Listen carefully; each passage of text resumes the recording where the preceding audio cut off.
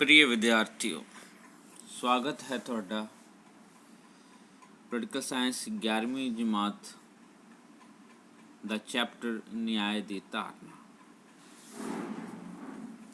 The concept of justice.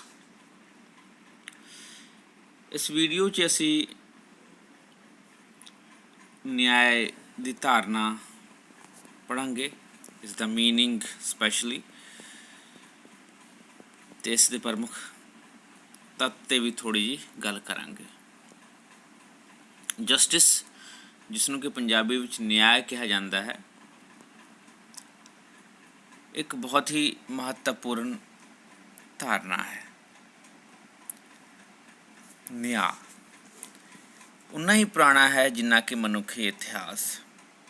ਇੱਕ ਸਭ्य ਸਮਾਜ, ਇੱਕ ਸੰਗਠਿਤ ਸਮਾਜ, ਇੱਕ ਜਾਗਰੂਕ ਸਮਾਜ ਦਾ ਪ੍ਰਮੁੱਖ ਲੱਛਣ ਹੈ, ਪ੍ਰਮੁੱਖ ਤੱਤ ਹੈ। ਇਹ ਸੁਗਠਿਤ ਔਰ ਵਿਵਸਥਿਤ ਮਨੁੱਖੀ ਜੀਵਨ ਦਾ ਆਧਾਰ ਹੈ,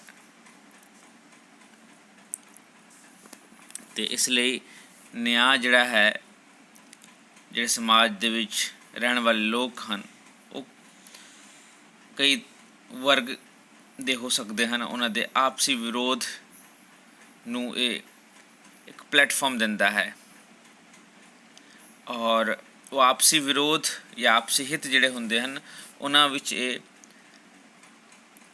ਇੱਕ ਕਿਸਮ ਦਾ ਤਾਲਮੇਲ ਪੈਦਾ ਕਰਦਾ ਹੈ।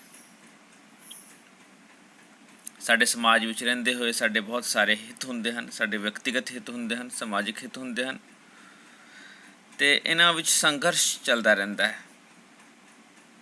ਅਤੇ ਨਿਆਂ ਇੱਕ ਅੱਛਾ ਗੁਣ ਹੈ, ਇੱਕ ਸਦਗੁਣ ਹੈ, ਜਿਹੜਾ ਵਿਅਕਤੀ ਦੀਆਂ ਜਿਹੜੀਆਂ ਹਿੱਤਾਂ ਹੁੰਦੀਆਂ ਹਨ, ਉਸ ਦੇ ਵਿੱਚ ਇੱਕ ਤਰ੍ਹਾਂ ਦਾ ਤਾਲਮੇਲ ਪੈਦਾ ਕਰਦਾ ਹੈ। ਅਤੇ ਆਓ ਇਸ ਚੈਪਟਰ ਨੂੰ ਆਪਾਂ ਡਿਟੇਲ ਦੇ ਵਿੱਚ ਕਰਦੇ ਹਾਂ। ਸਭ ਤੋਂ ਪਹਿਲਾਂ ਇੰਗਲਿਸ਼ ਦੇ ਵਿੱਚ, what is justice? The legal or philosophical theory by which fairness is administered. ਇਸ ਦੇ ਦੁਆਰਾ ਫੇਅਰਨੈਸ ਮਤਲਬ ਜਾਇਜ਼, ਫੇਅਰ ਚੀਜ਼, ਸਹੀ ਚੀਜ਼ ਨੂੰ ਐਡਮਿਨਿਸਟਰ ਕੀਤਾ ਜਾਂਦਾ ਹੈ। ਇਹ ਉਹ ਫਿਲਾਸਫੀ ਜਾਂ ਥਿਓਰੀ ਹੈ। Justice is fairness in protecting our rights. Justice also includes the punishment of ਰੋਂਗਸ।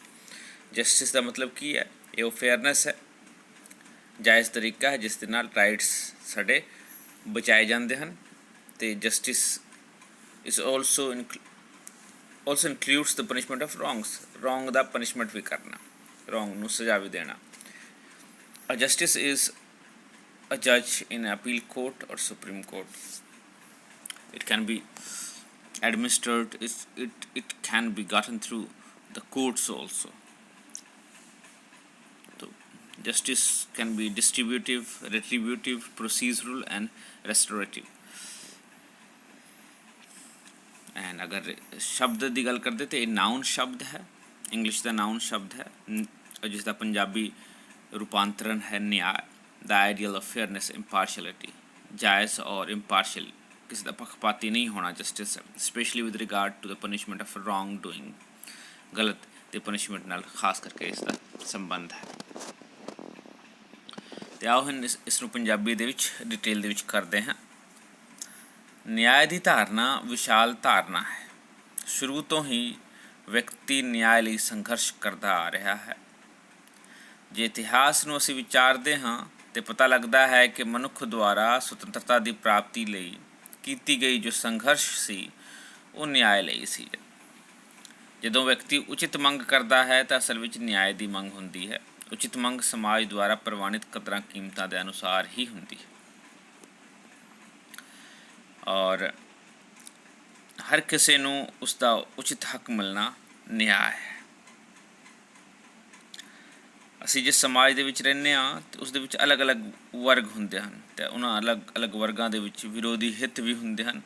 ਇਹਨਾਂ ਵਿੱਚ ਤਾਲਮੇਲ ਸਥਾਪਿਤ ਕਰਨਾ ਔਰ ਵਿਅਕਤੀਗਤ ਅਤੇ ਸਮਾਜਿਕ ਹਿੱਤਾਂ ਵਿੱਚ ਸੰਤੁਲਨ ਸਥਾਪਿਤ ਕਰਨਾ, ਬਣਾਏ ਰੱਖਣਾ ਸੱਚਮੁੱਚ ਦਾ ਨਿਆਂ ਹੁੰਦਾ ਹੈ। ਅਤੇ ਆਓ ਕਰਦੇ ਹਾਂ ਚੇਂਜਿੰਗ ਕਨਸੈਪਟ ਆਫ ਜਸਟਿਸ, ਨਿਆਂ ਦੀ ਬਦਲਦੀ ਧਾਰਨਾ।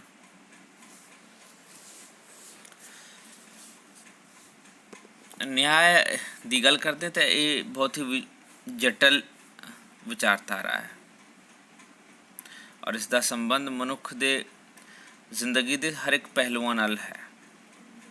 ਔਰ ਅਗਰ ਨਿਆਂ ਦੀ ਧਾਰਨਾ ਦੀ ਗੱਲ ਕਰਦੇ ਹਾਂ ਤਾਂ ਇਹ ਉਨੀ ਹੀ ਪੁਰਾਣੀ ਹੈ ਜਿੰਨਾ ਮਨੁੱਖ ਆਪ ਹੈ, ਮਨੁੱਖ ਦਾ ਵਿਵਹਾਰ ਹੈ।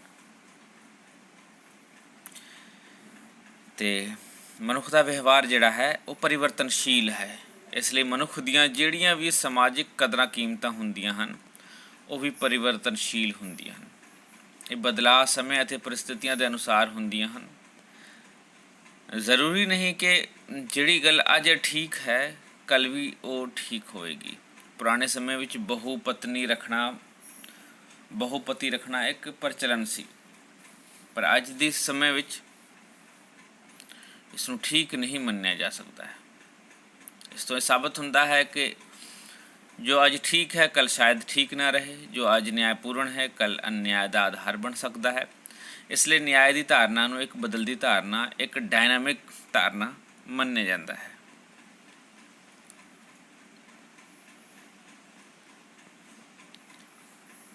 ਅਤੇ ਇਹ ਧਾਰਨਾ ਅਲੱਗ-ਅਲੱਗ ਢੰਗਾਂ ਤੋਂ ਅੱਗੇ ਵੱਧਦੀ ਰਹੀ ਹੈ। ਭਾਰਤ ਵਿੱਚ ਨਿਆਂ ਨੂੰ ਧਰਮ ਦੇ ਸਮਾਨ ਮੰਨਿਆ ਗਿਆ ਹੈ। ਇਸ ਕਰਕੇ ਇਸ ਨੂੰ ਪਰਮਾਤਮਾ ਦੀ ਇੱਛਾ, ਈਸ਼ਵਰ ਦੀ ਇੱਛਾ, ਪਿਛਲੇ ਜਨਮ ਦਾ ਕਰਮ ਫਲ ਜਾਂ ਪੂਰਵ ਜਨਮ ਦਾ ਕਰਮ ਫਲ ਵੇਖਿਆ ਜਾਂਦਾ ਹੈ। ਔਰ ਭਾਰਤੀ ਚਿੰਤਨ ਵਿੱਚ ਤੇ ਨਿਆਂ ਨੂੰ ਧਰਮ ਦੇ ਬਰਾਬਰ ਮੰਨਿਆ ਗਿਆ ਹੈ। ਜੇ ਗੱਲ ਕਰਦੇ ਹਾਂ ਯੂਨਾਨੀ ਵਿਚਾਰਕਾਂ ਦਾ, ਅਤੇ ਯੂਨਾਨੀ ਵਿਚਾਰਕਾਂ ਨੇ ਅਲੱਗ-ਅਲੱਗ ਵਿਚਾਰ ਦਿੱਤੇ, ਇਹਦੇ ਅਲੱਗ-ਅਲੱਗ ਦ੍ਰਿਸ਼ਟੀਕੋਣ ਹੈ ਇਹਦੇ। ਸਿਫੈਲਸ ਦੀ ਗੱਲ ਕਰਦੇ ਹਾਂ ਤਾਂ ਉਹ ਸੱਚ ਬੋਲਣਾ ਅਤੇ ਰਿਣ ਚੁਕਾਉਣਾ ਨਿਆਂ ਮੰਨਦਾ ਹੈ। ਔਰ ਸਿਫੈਲਸ ਦੇ ਪੁੱਤਰ ਪੋਲੋਮਾਰਕਸ ਦੇ ਅਨੁਸਾਰ ਨਿਆਂ ਹਰ ਇੱਕ ਵਿਅਕਤੀ ਨੂੰ ਉਸਦਾ ਅਧਿਕਾਰ ਦੇਣ ਵਿੱਚ ਹੈ।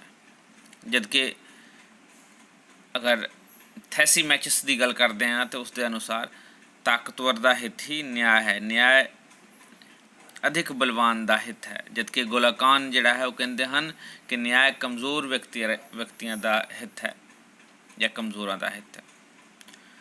ਪਲੈਟੋ ਅਨੁਸਾਰ ਨਿਆਂ ਇੱਕ ਸਦਗੁਣ ਹੈ ਜਿਸ ਦਾ ਸਧਾਰਨ ਅਰਥ ਆਪਣੇ ਨਿਸ਼ਚਿਤ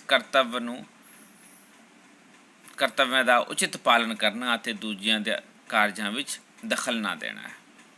ਅਰਸਤੂ ਰਾਜਨੀਤੀ ਸ਼ਾਸਤਰ ਦੇ ਪਿਤਾਮਾ,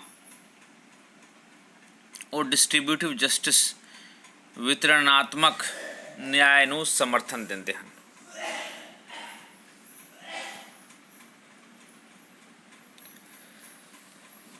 ਅਤੇ ਅਰਸਤੂ ਅਨੁਸਾਰ ਰਾਜ ਦੁਆਰਾ ਨਾਗਰਿਕਾਂ ਵਿਚਕਾਰ ਉਹਨਾਂ ਦੀ ਯੋਗਤਾ ਅਤੇ ਗੁਣਾਂ ਦੇ ਆਧਾਰ 'ਤੇ ਅਧਿਕਾਰਾਂ ਅਤੇ ਪਦਾਂ ਦੀ ਵੰਡ ਕੀਤੀ ਜਾਣੀ ਚਾਹੀਦੀ ਹੈ ਅਤੇ ਇਸ ਤਰ੍ਹਾਂ ਕਰਨਾ ਹੀ ਨਿਆਂ ਹੋਏਗਾ। ਅਤੇ ਇਸ ਤਰ੍ਹਾਂ ਇਹ ਧਾਰਨਾ ਜਿਹੜੀ ਹੈ ਨਿਆਂ ਦੀ, ਇਹ ਬਦਲਦੀ ਰਹੀ ਹੈ ਸਮਾਂ ਦੇ ਅਨੁਸਾਰ। With the passage of time it has kept on changing. ਹੁਣ ਗੱਲ ਕਰਦੇ ਹਾਂ ਮੀਨਿੰਗ ਦੀ, ਸ਼ਾਬਦਿਕ ਅਰਥ ਦੀ। Etymological meaning of justice, origin of the word justice ਔਰ ਨਿਆਂ ਦਾ ਸ਼ਾਬਦਿਕ ਅਰਥ ਜਾਂ ਉਤਪੱਤੀ। ਅਤੇ ਨਿਆਂ ਸ਼ਬਦ ਅੰਗਰੇਜ਼ੀ ਭਾਸ਼ਾ ਦੇ ਸ਼ਬਦ ਜਸਟਿਸ ਦਾ ਪੰਜਾਬੀ ਰੂਪ ਹੈ। ਅੰਗਰੇਜ਼ੀ ਭਾਸ਼ਾ ਦਾ ਸ਼ਬਦ ਜਸਟਿਸ ਲਤੀਨੀ ਭਾਸ਼ਾ ਦੇ ਸ਼ਬਦ ਜਸ ਤੋਂ ਬਣਿਆ ਹੈ, ਜਿਸ ਦਾ ਅਰਥ ਹੁੰਦਾ ਹੈ ਬੰਧਨ ਜਾਂ ਬੰਧਨਾ। ਨਿਆਂ ਇੱਕ ਅਜਿਹੀ ਵਿਵਸਥਾ ਹੈ ਜਿਸ ਵਿੱਚ ਵਿਅਕਤੀ ਆਪਸੀ ਸੰਬੰਧਾਂ ਵਿੱਚ ਬਣ ਕੇ ਰਹਿੰਦੇ ਹਨ ਅਤੇ ਇੱਕ ਦੂਜੇ ਨਾਲ ਕਿਸੇ ਨਾ ਕਿਸੇ ਰੂਪ ਵਿੱਚ ਸੰਬੰਧਿਤ ਹੁੰਦੇ ਹਨ। ਅਤੇ ਇਸ ਪ੍ਰਕਾਰ ਉਹ ਅਧਿਕਾਰ ਅਤੇ ਕਰਤੱਵ ਨਾਲ ਜੁੜੇ ਹੋਏ ਹੁੰਦੇ ਹਨ, ਆਪਸੀ ਜੁੜਾਵ ਨਾਲ। ਜਦੋਂ ਵਿਅਕਤੀ ਆਪਣੇ ਕਰਤੱਵਾਂ ਦੀ ਅਦਾਇਗੀ ਕਰਦਾ ਹੈ ਤਾਂ ਐਕਚੁਅਲ ਵਿੱਚ ਉਹ ਦੂਸਰੇ ਨਾਲ ਉਚਿਤ ਵਿਵਹਾਰ ਕਰਦਾ ਹੈ ਔਰ ਉਹ ਉਚਿਤ ਵਿਵਹਾਰ ਐਕਚੁਅਲੀ ਉਸਦਾ ਨਿਆਂ ਹੁੰਦਾ, ਉਸ ਵੇਲੇ ਉਹ ਨਿਆਂ ਕਰ ਰਿਹਾ ਹੁੰਦਾ ਹੈ। ਅਤੇ ਆਓ ਜਸਟਿਸ ਦੀਆਂ ਹੁਣ ਪਰਿਭਾਸ਼ਾਵਾਂ ਕਰਦੇ ਹਾਂ, ਨਿਆਂ ਦੀਆਂ ਪਰਿਭਾਸ਼ਾਵਾਂ। ਸਾਮਨ ਅਨੁਸਾਰ ਨਿਆਂ ਦਾ ਅਰਥ ਹਰ ਇੱਕ ਵਿਅਕਤੀ ਨੂੰ ਉਸ ਦਾ ਉਚਿਤ ਭਾਗ ਪ੍ਰਦਾਨ ਕਰਨਾ ਹੈ, ਉਸ ਦਾ ਉਚਿਤ ਹਿੱਸਾ ਦੇਣਾ ਹੈ। ਜੇ.ਐਸ. ਮਿਲ ਅਨੁਸਾਰ ਨਿਆਂ ਉਹਨਾਂ ਵਿਸ਼ੇਸ਼ ਕਦਰਾਂ ਕੀਮਤਾਂ ਦਾ ਨਾਂ ਹੈ ਜਿਨ੍ਹਾਂ ਦਾ ਸੰਬੰਧ ਸਪਸ਼ਟ ਰੂਪ ਵਿੱਚ ਮਨੁੱਖੀ ਕਲਿਆਣ ਨਾਲ ਹੈ। ਇੱਥੇ ਇਹ ਮਨੁੱਖੀ ਕਲਿਆਣ ਕਰਦੇ ਹਨ, ਇਹ ਹਿੱਸਾ ਪ੍ਰਦਾਨ ਕਰਨ ਦੀ ਗੱਲ ਕਰਦੇ ਹਨ ਅਤੇ ਇਸ ਕਦਰਾਂ ਕੀਮਤਾਂ ਜੀਵਨ ਦੇ ਮਾਰਗਦਰਸ਼ਨ ਲਈ ਇਹ ਕਦਰਾਂ ਕੀਮਤਾਂ ਦੂਜੇ ਹੋਰ ਨਿਯਮਾਂ ਨਾਲੋਂ ਵਧੇਰੇ ਮਹੱਤਵਪੂਰਨ ਹੁੰਦੇ ਨੇ, ਯਾਨੀ ਕਿ ਲਾਈਫ ਨੂੰ ਅੱਗੇ ਲਿਜਾਣ ਲਈ ਵਧੇਰੇ ਮਹੱਤਵਪੂਰਨ ਹਨ। ਅਤੇ ਮੇਰੀਅਮ ਨਿਆਂ ਮਾਨਵਤਾ ਅਤੇ ਵਿਧੀਆਂ ਦੀ ਉਹ ਪ੍ਰਣਾਲੀ ਹੈ। ਮਾਨਵਤਾ ਅਤੇ ਵਿਧੀ ਮਤਲਬ ਰੂਲ, ਕਾਨੂੰਨ, ਨਿਯਮ, ਜਿਸ ਦੁਆਰਾ ਵਿਅਕਤੀ ਨੂੰ ਕੁਝ ਦਿੱਤਾ ਜਾਂਦਾ ਹੈ ਅਤੇ ਜਿਸ ਵਿੱਚ ਉਚਿਤ ਹੋਣ ਸੰਬੰਧੀ ਸਹਿਮਤੀ ਹੋਵੇ, ਯਾਨੀ ਕਿ ਵਿਅਕਤੀ ਦੇ ਕੁਝ ਰਾਈਟਸ ਹੈ ਅਤੇ ਉਹ ਉਚਿਤ ਵੀ ਹਨ। ਅਤੇ ਉਸ ਪ੍ਰਕਾਰ ਅਸੀਂ ਕਨਕਲੂਡ ਕਰ ਸਕਦੇ ਹਾਂ ਕਿ ਨਿਆਂ ਦਾ ਸੰਬੰਧ ਸਮਾਜ ਵਿੱਚ ਰਹਿਣ ਵਾਲੇ ਮਨੁੱਖਾਂ ਦੇ ਆਪਸੀ ਸੰਬੰਧਾਂ ਨਾਲ ਹੈ ਅਤੇ ਨਿਆਂ ਦਾ ਆਧਾਰ ਸਮਾਜ ਵਿੱਚ ਪ੍ਰਚਲਿਤ ਮਾਨਤਾਵਾਂ ਅਤੇ ਕਦਰਾਂ ਕੀਮਤਾਂ ਨਾਲ ਹੁੰਦੀਆਂ ਹਨ। ਨਿਆਂ ਦਾ ਸੰਬੰਧ ਮਨੁੱਖੀ ਵਿਵਹਾਰ ਅਤੇ ਪ੍ਰਕਿਰਿਆਵਾਂ ਨਾਲ ਹੁੰਦਾ ਹੈ। ਇਸ ਦਾ ਉਦੇਸ਼ ਕਾਨੂੰਨ ਅਤੇ ਅਦਾਲਤਾਂ ਦੀ ਸਥਾਪਨਾ ਕੀਤਾ ਜਾਣਾ ਵੀ ਹੈ। ਨਿਆਂ ਦਾ ਉਦੇਸ਼ ਸਾਰੇ ਮਨੁੱਖਾਂ ਲਈ ਅਧਿਕਾਰ ਅਤੇ ਸੁਵਿਧਾਵਾਂ ਪ੍ਰਦਾਨ ਕਰਨਾ ਹੈ ਅਤੇ ਨਿਆਂ ਦਾ ਕੰਮ ਵਿਅਕਤੀਗਤ ਅਤੇ ਸਮਾਜਿਕ ਹਿੱਤਾਂ ਦੇ ਵਿੱਚ ਤਾਲਮੇਲ ਪੈਦਾ ਕਰਨਾ ਹੈ। ਇਸ ਤਰ੍ਹਾਂ ਇਹ ਨਿਆਂ ਦੇ ਡੈਫੀਨੇਸ਼ਨਸ ਤੋਂ, ਪਰਿਭਾਸ਼ਾਵਾਂ ਤੋਂ ਨਿਕਲਦਾ ਹੈ। ਹੁਣ ਦੇਖਦੇ ਹਾਂ ਕਿ ਇਸ ਤੋਂ ਹੋਰ ਕੀ ਨਿਕਲਦਾ ਹੈ, ਇਸ ਤੋਂ ਵਿਸ਼ੇਸ਼ਤਾਵਾਂ ਕਿਹੜੀਆਂ ਨਿਕਲਦੀਆਂ ਹਨ। ਸਭ ਤੋਂ ਪਹਿਲੀ ਵਿਸ਼ੇਸ਼ਤਾ ਜਿਹੜੀ ਨਿਕਲ ਕੇ ਆਉਂਦੀ ਹੈ ਸਾਡੇ ਸਾਹਮਣੇ, ਉਹ ਹੈ ਮਨੁੱਖੀ ਕਲਿਆਣ। ਨਿਆਂ ਦਾ ਮੁੱਖ ਕੰਮ ਕੀ ਹੈ? ਮਨੁੱਖੀ ਕਲਿਆਣ ਕਰਨਾ, ਸਾਰੇ ਸਮਾਜ ਦਾ ਕਲਿਆਣ ਕਰਨਾ, ਸਾਰੇ ਲੋਕਾਂ ਦਾ ਕਲਿਆਣ ਕਰਨਾ, ਸਾਰੇ ਲਈ ਇੱਕ ਜਿਹੜਾ ਹੈ ਇੱਕ ਪ੍ਰੋਪਰ ਵੰਡ ਲੈ ਕੇ ਆਉਣੀ ਤਾਂ ਕਿ ਕਿਸੇ ਨਾਲ ਕੋਈ ਧੱਕਾ ਨਾ ਹੋਵੇ। ਦੂਸਰਾ ਹੈ ਨੈਤਿਕ ਧਾਰਨਾ। ਨਿਆਂ ਕੀ ਹੈ? ਇੱਕ ਨੈਤਿਕ ਧਾਰਨਾ ਹੈ। ਨੈਤਿਕ ਧਾਰਨਾ ਮਤਲਬ ਕੀ ਹੈ? ਇਹ ਸਾਡੇ ਕੁਝ ਕਦਰਾਂ ਕੀਮਤਾਂ ਹੁੰਦੀਆਂ ਹਨ, ਉਸ ਦੇ ਨਾਲ ਜੁੜੀਆਂ ਹੁੰਦੀਆਂ ਹਨ, ਯਾਨੀ ਕਿ ਇਹ ਇਕਰੂਪਤਾ, ਸੱਚਾਈ, ਇਹਨਾਂ ਚੀਜ਼ਾਂ ਨਾਲ ਸੰਬੰਧਿਤ ਹੈ। ਪ੍ਰਚਲਿਤ ਕਦਰਾਂ ਕੀਮਤਾਂ ਦੇ ਅਨੁਸਾਰ ਹੁੰਦੀਆਂ, ਜੋ ਕਦਰਾਂ ਕੀਮਤਾਂ ਚੱਲ ਰਹੀਆਂ ਹਨ ਉਸ ਵੇਲੇ, ਕਿਉਂਕਿ ਬਦਲਦੀ ਧਾਰਨਾ ਹੈ ਅਤੇ ਸਮਾਜ ਵਿੱਚ ਜੋ ਕਦਰਾਂ ਕੀਮਤਾਂ ਚੱਲ ਰਹੀਆਂ ਹਨ ਉਸ ਦੇ ਅਨੁਸਾਰ ਹੁੰਦੀਆਂ ਹਨ। ਅਗਰ ਸਾਰੇ ਡੈਫੀਨੇਸ਼ਨ ਨੂੰ ਪੜ੍ਹਦੇ ਤਾਂ ਆਪਾਂ ਦੇਖਦੇ ਕਿ ਹਰ ਇੱਕ ਡੈਫੀਨੇਸ਼ਨ ਦੇ ਵਿੱਚ ਅਲੱਗ-ਅਲੱਗ ਤਰੀਕੇ ਨਾਲ ਨਿਆਂ ਨੂੰ ਪ੍ਰੈਜ਼ੈਂਟ ਕੀਤਾ ਗਿਆ ਹੈ ਅਤੇ ਇਸ ਦੇ ਨਾਲ ਅਸੀਂ ਦੇਖਦੇ ਹਾਂ ਕਿ ਨਿਆਂ ਦੇ ਸੰਬੰਧ ਵਿੱਚ ਜਿਹੜਾ ਅਰਥ ਹੈ, ਅਰਥ ਸੰਬੰਧੀ ਸਰਬਸੰਮਤੀ ਦੀ ਘਾਟ ਹੈ। ਉਸ ਤੋਂ ਬਾਅਦ ਇਸ ਦਾ ਅਗਲਾ ਪੁਆਇੰਟ ਹੈ ਕਿ ਵੀ ਇਹ ਪਰਿਵਰਤਨਸ਼ੀਲ ਧਾਰਨਾ ਹੈ, ਸਮੇਂ ਦੇ ਅਨੁਸਾਰ ਇਹ ਬਦਲਦੀ ਰਹੀ ਹੈ। ਅਸੀਂ ਜਿਵੇਂ ਕਿ ਇਹਦੇ ਬੇਸਿਕ ਇੰਟਰੈਕਸ਼ਨ 'ਚ ਕੀਤਾ ਹੈ ਕਿ ਵੀ ਕਿਵੇਂ ਅਲੱਗ-ਅਲੱਗ ਵਿਦਵਾਨਾਂ ਨੇ ਅਲੱਗ-ਅਲੱਗ ਵਿਚਾਰ ਪੇਸ਼ ਕੀਤੇ ਇਸ ਸੰਬੰਧੀ। ਉਸ ਤੋਂ ਬਾਅਦ ਹੈ ਬਹੁਪੱਖੀ ਧਾਰਨਾ ਹੈ। ਇਹ ਮਲਟੀ ਫੇਸਿਟ ਹੈ ਔਰ ਬਹੁਪੱਖੀ ਹੈ ਇਹ ਧਾਰਨਾ। ਉਸ ਤੋਂ ਬਾਅਦ ਉਚਿਤ ਹਿੱਤਾਂ ਦੀ ਪੂਰਤੀ। ਨਿਆਂ ਜਿਹੜਾ ਹੈ ਉਚਿਤ ਹਿੱਤਾਂ ਦੀ ਪੂਰਤੀ ਕਰਦਾ ਹੈ, ਅਨੁਚਿਤ ਹਿੱਤਾਂ ਦੀ ਪੂਰਤੀ ਨਹੀਂ। ਕੋਈ ਚੋਰੀ ਕਰਨ ਦਾ ਅਧਿਕਾਰ ਮੰਨੂਗਾ ਇਸ ਵੇਲੇ ਤਾਂ ਉਹਨੂੰ ਨਹੀਂ ਮੰਗੂਗਾ ਅਤੇ ਉਸਨੂੰ ਨਹੀਂ ਦਿੱਤਾ ਜਾ ਸਕਦਾ। ਇਸ ਤੋਂ ਇਲਾਵਾ ਨਿਆਂ ਜਿਹੜੀ ਹੈ ਉਹ ਸੱਚਾਈ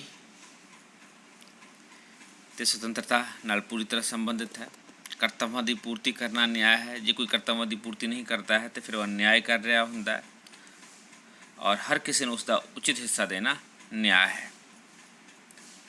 ਨਿਆਂ ਕੇਵਲ ਰਾਜ ਅਤੇ ਸਮਾਜ ਵਿੱਚ ਹੀ ਸੰਭਵ ਹੈ। ਕੋਈ ਜੰਗਲ 'ਚ ਜਾ ਕੇ ਨਿਆਂ ਮੰਗੇਗਾ ਤਾਂ ਉਸਨੂੰ ਨਹੀਂ ਮਿਲੇਗਾ। ਇੱਕ ਸਮਾਜ, ਇੱਕ ਜਿਹੜਾ ਸੰਗਠਿਤ ਸਮਾਜ ਹੈ ਉਹੀ ਉਸਨੂੰ ਨਿਆਂ ਦੇ ਸਕਦਾ ਹੈ ਅਤੇ ਇਸ ਲਈ ਨਿਆਂ ਜਿਹੜਾ ਹੈ ਕੇਵਲ ਰਾਜ ਅਤੇ ਸਮਾਜ ਵਿੱਚ ਸੰਭਵ ਹੈ। ਔਰ ਨਿਆਂ ਇਸ ਪ੍ਰਕਾਰ ਅਸੀਂ ਦੇਖਦੇ ਹਾਂ ਕਿ ਜੋ ਕੁਦਰਤ ਦੀ ਨੇ ਸਾਨੂੰ ਜ਼ਰੂਰਤਾਂ ਦਿੱਤੀਆਂ, ਉਸ ਜ਼ਰੂਰਤਾਂ ਦੇ ਪ੍ਰਤੀ ਆਦਰ ਰੱਖਣਾ ਵੀ ਨਿਆਂ ਹੈ ਅਤੇ ਇਹ ਸੀ ਨਿਆਂ ਦੀਆਂ ਵਿਸ਼ੇਸ਼ਤਾ। ਅਗਰ ਨਿਆਂ ਦੇ ਬੁਨਿਆਦੀ ਤੱਤ ਜਾਂ ਅਸੂਲ ਦੀ ਗੱਲ ਕਰਦੇ ਹਾਂ ਅਤੇ ਜਿਹੜੇ ਇਹ ਤੱਤ ਹੈਗੇ ਇਹਨਾਂ ਤੋਂ ਇਹ ਜਿਹੜੇ ਮੌਜੂਦ ਨਾ ਹੋਣ ਤਾਂ ਨਿਆਂ ਨਹੀਂ ਹੋਏਗਾ। ਉਹ ਹਨ ਕਿ ਸੱਚ ਤੋਂ ਬਗੈਰ ਨਿਆਂ ਨਹੀਂ ਹੋ ਸਕਦਾ ਹੈ। ਪ੍ਰਚਲਿਤ ਕਦਰਾਂ ਕੀਮਤਾਂ ਅਨੁਸਾਰ ਹੁੰਦਾ ਹੈ ਨਿਆਂ, ਇਹ ਮੁੱਖ ਤੱਤ ਨੇ। ਕਾਨੂੰਨ ਸਾਹਮਣੇ ਸਮਾਨਤਾ, ਸੁਤੰਤਰਤਾ, ਨਿਰਪੱਖਤਾ ਹੋਵੇ ਤਾਂ ਨਿਆਂ ਹੈ। ਵਿਅਕਤੀ ਦੀ ਯੋਗਤਾ ਅਤੇ ਸਮਰੱਥਾ ਦਾ ਸਤਿਕਾਰ ਕਰਨਾ ਨਿਆਂ ਹੈ। ਸੁਰੱਖਿਆ ਵਿਤਕਰਾ ਅਨਿਆਏ ਨਹੀਂ। ਯਾਦ ਰੱਖਿਓ, ਸੁਰੱਖਿਆ ਵਿਤਕਰਾ ਉਹ ਹੁੰਦਾ ਹੈ ਜਿਸ ਨੂੰ ਕਿ ਆਪਾਂ ਅਫਰਮੇਟਿਵ ਐਕਸ਼ਨ ਕਹਿੰਦੇ ਹਾਂ। ਖਾਸ ਕਰਕੇ ਸਾਡੇ ਸਮਾਜ ਦੇ ਵਿੱਚ ਅਸੀਂ ਜੇ ਰਿਜ਼ਰਵੇਸ਼ਨ ਦੀ ਗੱਲ ਕਰਦੇ ਹਾਂ ਅਤੇ ਇਹ ਐਕਚੁਅਲੀ ਸੁਰੱਖਿਆ ਵਿਤਕਰਾ ਹੈ, ਤਾਂ ਕਿ ਜਿਹੜੇ ਦਬੇ ਕੁਚਲੇ ਲੋਕ ਹਨ ਉਹ ਆਮ ਲੋਕਾਂ ਦੇ ਬਰਾਬਰ ਆ ਸਕਣ। ਉਸ ਤਰ੍ਹਾਂ ਇਸ ਤੋਂ ਇਲਾਵਾ ਅਧਿਕਾਰਾਂ ਦੀ ਵਿਵਸਥਾ ਜਿਹੜਾ ਹੈ ਇਹ ਬਹੁਤ ਜ਼ਰੂਰੀ ਹੈ ਨਿਆਂ ਨੂੰ ਬਚਾਉਣ ਲਈ। ਉਸ ਤੋਂ ਬਾਅਦ ਬੁਨਿਆਦੀ ਲੋੜਾਂ ਦੀ ਪੂਰਤੀ ਅਤੇ ਸੁਰੱਖਿਅਤ ਵਿਤਕਰਾ ਨਿਆਂ ਨਹੀਂ ਹੈ, ਜਿਵੇਂ ਕਿ ਅੱਗੇ ਮੈਂ ਕਿਹਾ। ਹੁਣ ਆ ਗਏ ਨਿਆਂ ਦੇ ਕਨਕਲੂਜ਼ਨ 'ਤੇ, ਕਿਉਂਕਿ ਅਸੀਂ ਇਸ ਵੀਡੀਓ ਦੇ ਵਿੱਚ ਸਿਰਫ ਮੀਨਿੰਗ ਅਤੇ ਵਿਸ਼ੇਸ਼ਤਾਵਾਂ ਮੁੱਖ ਰੂਪ 'ਚ ਕਰਨੀਆਂ ਸਨ। ਅਤੇ ਆਓ ਆਪਾਂ ਕਨਕਲੂਜ਼ਨ ਕਰਦੇ ਹਾਂ। ਨਿਆਂ ਤਤਕਾਲੀਨ ਸਮਾਜਿਕ ਮਾਨਤਾਵਾਂ 'ਤੇ ਆਧਾਰਿਤ ਹੁੰਦੇ ਹਨ। ਸਮਾਜਿਕ ਮਾਨਤਾਵਾਂ ਵਿੱਚ ਪਰਿਵਰਤਨ ਆਉਣ ਨਾਲ ਨਿਆਂ ਦੀ ਧਾਰਨਾ ਵਿੱਚ ਵੀ ਪਰਿਵਰਤਨ ਆਉਂਦਾ ਜਾਂਦਾ ਹੈ। ਨਿਆਂ ਦਾ ਉਦੇਸ਼ ਹਰ ਵਿਅਕਤੀ ਨੂੰ ਅਧਿਕਾਰ ਅਤੇ ਸਹੂਲਤਾਂ ਪ੍ਰਦਾਨ ਕਰਨਾ ਹੈ। ਪਲੈਟੋ ਆਪਣੀ ਪੁਸਤਕ ਰਿਪਬਲਿਕ ਵਿੱਚ ਲਿਖਦੇ ਹਨ ਕਿ ਰਾਜ ਵਿੱਚ ਰਹਿਣ ਵਾਲੇ ਹਰ ਵਿਅਕਤੀ ਨੂੰ ਕੁਝ ਕਰਤੱਵਾਂ ਦੀ ਅਦਾਇਗੀ ਕਰਨੀ ਪੈਂਦੀ ਹੈ ਅਤੇ ਇਹਨਾਂ ਕਰਤੱਵਾਂ ਨੂੰ ਪੂਰਾ ਕਰਨਾ ਹੀ ਨਿਆਂ ਹੈ। ਅਤੇ ਇਹ ਸੀ ਨਿਆਂ ਦੇ ਬਾਰੇ ਬੇਸਿਕ ਗੱਲਾਂ।